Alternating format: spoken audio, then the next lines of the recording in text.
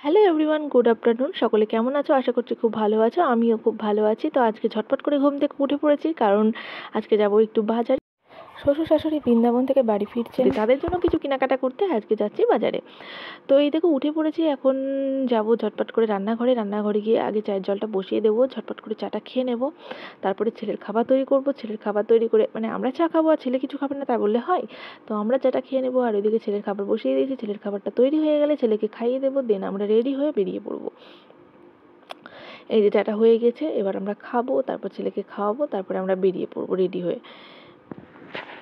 ওই যে বললাম শ্বশুর শাশুড়ি আসছে বৃন্দাবন থেকে, একদিনের মধ্যে তারা ঢুকে পড়বে। তো তাদের জন্য কিছু কেনাকাটা করতে যাচ্ছি। শাশুড়ির জন্য নেবো একটা শাড়ি এবং শ্বশুরের জন্য নেবো একটা শার্ট। তো আমাদের তরফ থেকে এটা আমরা ভেবে রেখেছি। আমরা দুইজনে একটা প্ল্যান করেছি যে তীর্থ করে আসছে, মিষ্টিমুখ করিয়ে পা ধুয়ে মিষ্টিমুখ করিয়ে তুলবো, সেই সঙ্গে দুজনকে কিছু উপহার দেবো। তো যেমনি ভাবা তেমনি কাজ, এই যে বেরিয়ে পড়েছি সেই উদ্দেশ্যে। তো দোকানের মধ্যে ভিডিওটা আমি কন্টিনিউ করতে পারিনি, ছেলেকে নিয়ে একটু ব্যস্ত ছিলাম সেই জন্য।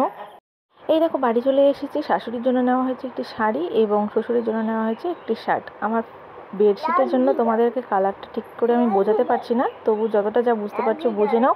তো ব্লগটা আর বেশি বড় করছি না, আজকের মতো এই পর্যন্তই। সবাই ভালো থেকো, সুস্থ থেকো, দেখা হবে নেক্সট কোনো অন্য ব্লগে। যারা নতুন ভিউয়ার্স প্লিজ সাবস্ক্রাইব করে দিও। টাটা।